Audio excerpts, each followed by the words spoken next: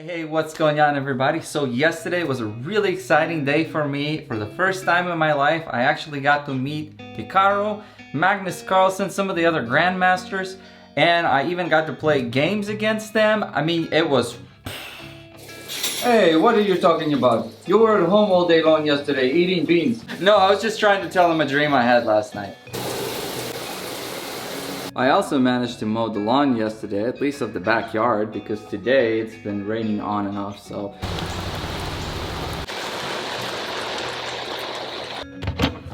Looks like the rain stopped, so that's good. Yesterday I got finally to being able to answer some of the comments which I haven't really been able to find the time to get around to for probably the past 3 months. I was telling a buddy of mine, there's been so many comments that it felt like I was trying to do dishes after about a year of not washing dishes. That's a good lawn. So as overwhelming as it seemed at that time, the way I decided to break it apart was I decided to incorporate working out while answering comments in between the workouts while my kids were sleeping. I guess you could say it kind of went something like this.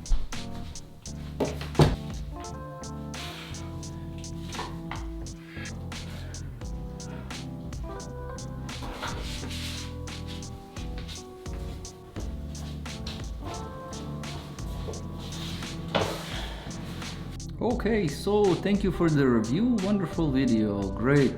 Fantastic, that's really nice. Always happy to be watching you. Okay, wonderful, very good. I've got to respond to some of these. There's a ton of them here.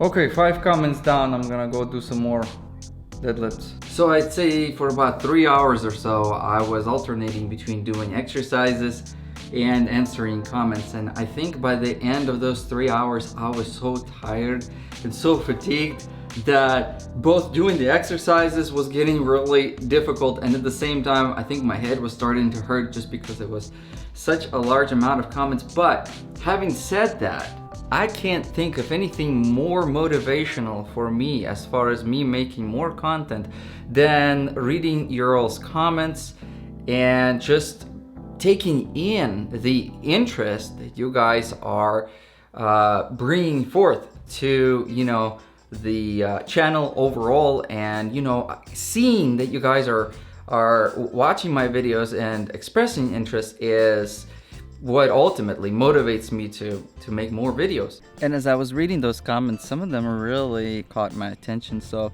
part of the reason why I wanted to make this video is I've realized by reading your all's comments that a lot of people out there are looking for videos where I'm comparing chess sets, comparing one chess set to another. So the question that I'm ultimately going to try to answer in this video is the same question that a lot of you guys had in the comments is, does size matter? Anyways. No, does size of the chess pieces matter? So to kind of illustrate and give you guys an idea, does size matter? Let me see. Okay, this right here is a photography lens made by Nikon. I know this is a chess channel, but I'm gonna try to kind of show as an example. This is a f1.4 wide aperture old lens that, you know, is nice, and I think weight-wise, I don't remember the exact weight of this lens, but really small, excellent Nifty 50 lens, maybe about 200 grams tops. I'd probably say 250 maybe. Now this lens right here is a 24-70 Nikon lens, 2.8. This one is, I think, almost about 1 kilogram of weight. Not sure if I'm getting this in focus, but look at the size difference between these two. This one's about 1,000 grams or so, maybe even a little bit more. Very heavy, a lot of glass inside, pristine. And then you have this. But the reason why I'm bringing these lenses to show you guys is that both of these lenses could be mounted on a Nikon camera and both could give you relatively good pictures. It really just depends. You see, if the topic becomes photography and lens comparison, you could have me talk for hours as far as what lens is appropriate for what specific conditions, and I could tell you why maybe in some situations size does or does not matter. Time and time again in a lot of my videos I would talk about different sizes. Kings 4.4, 4 inches, 3.75. Small analysis chess sets 2.875. It's possible that maybe from some of my videos you guys may have thought that if you have the opportunity you may want to preferentially select a bigger chess set. And of course, in a lot of situations, a bigger chess set may mean it's going to be a little bit more expensive. All of the chess pieces that I'm going to show you guys in just a second are the same ones that we've already seen, but for the sake of comparison and for the sake of bringing forth the idea of what I'm trying to talk about in this video today, let's see just what I'm trying to say. Here's the Modena set King. By the way, any of the videos, if you want to take a more in-depth look, you can go back and reference those videos separately, but size-wise, claiming to be 4.4, I think it's pretty close. The finial here brings it to 4.4, but a fairly sizable, fairly large chess piece. The Turin King, you could see right over here, you know, pretty much size-wise, almost about the same. Then we have the Cook chess set King, a little bit smaller. This is a 3.75. You could also see, you know, substantially smaller. Then the more recent video, I've seen the Marshall Analysis chess set where the King's like, I think like 2.875, something like that, basically a whole inch shorter than this one, smaller in diameter and everything. And then we have the the Tribal Magnetic chess set that I've shown to you guys just recently. My hands are not super big. I don't have really big hands, and what I'm trying to kind of bring across in this video is the idea that while some people may consider, if they had the funds, they would want to go with a bigger chess set, bigger King. And while I don't necessarily disagree with that completely, over time and having read many comments you guys post and having reviewed so many chess sets, I feel like there's a sweet spot when it comes to size of a chess set. And the sweet spot for me, at least, would probably be to look for a chess set closer to this spot. And I mean, I've probably alluded to the same idea before, but all of the chess sets that I have right now, if I were to play with a friend, if a friend came over, I probably would end up playing with something like this. Even though it's smaller, to me it's a little bit easier to grab. It's not that much lighter, to be honest with you, just because they still put quite a big weight down at the bottom. Another pretty awesome thing that happened just recently, in fact probably within the past couple of days, is I got an email from YouTube indicating that apparently they're testing out some kind of a new program where they're allowing the subscribers or viewers who actually enjoy videos made by creators to do a super thanks. I wasn't aware that this was an option for YouTube until just recently. But the way that Super Thanks works is if you are enjoying your content by a particular creator, whether it's my channel or somebody else's, you can now basically donate a certain amount of money to that channel by saying thank you, and also write a little nice comment.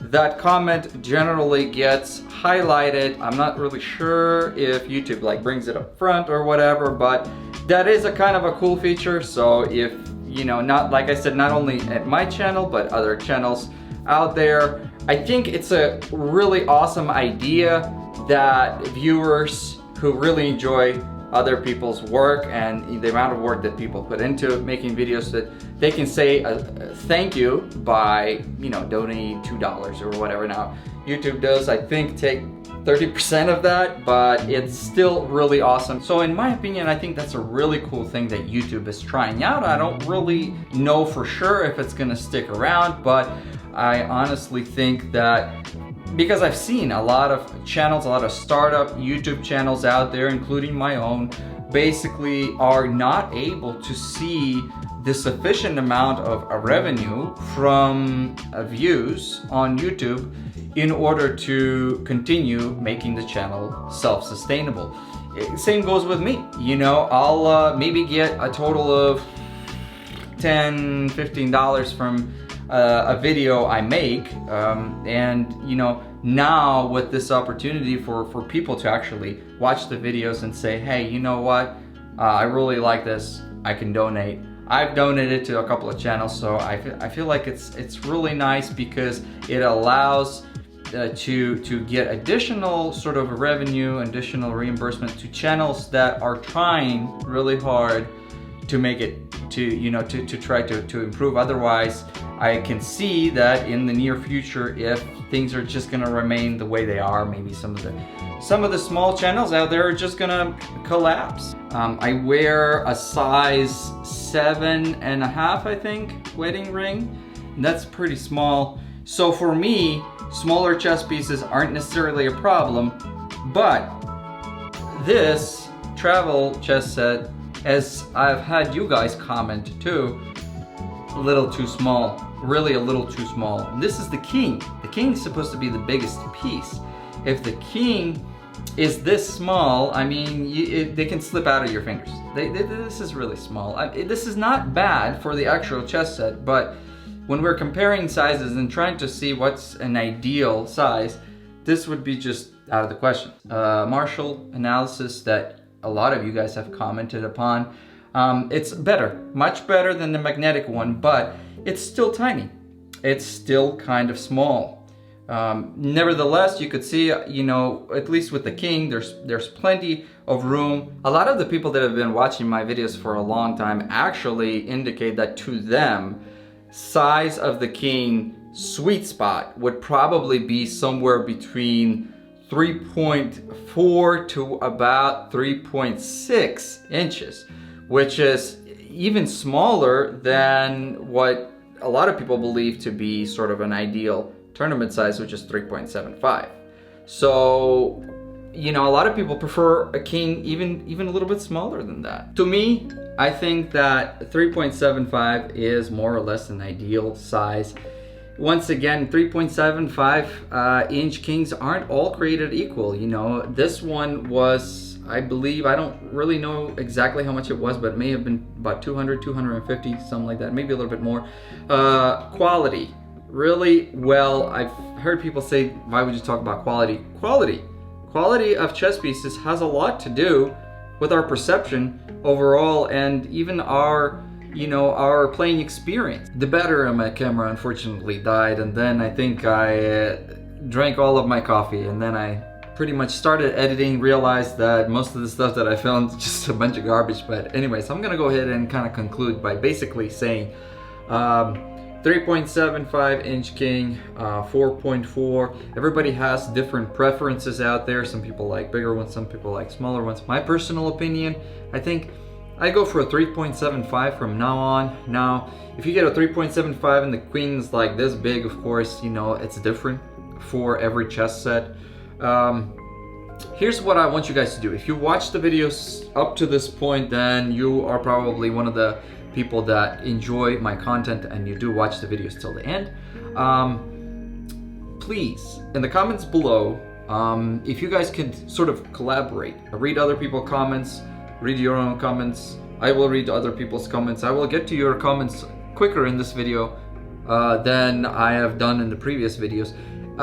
You guys should already know which chess sets I have from all of the videos. I do not have the Cambridge Springs chess set anymore. I sent that to a friend. And the Zagreb. I don't have the Zagreb anymore.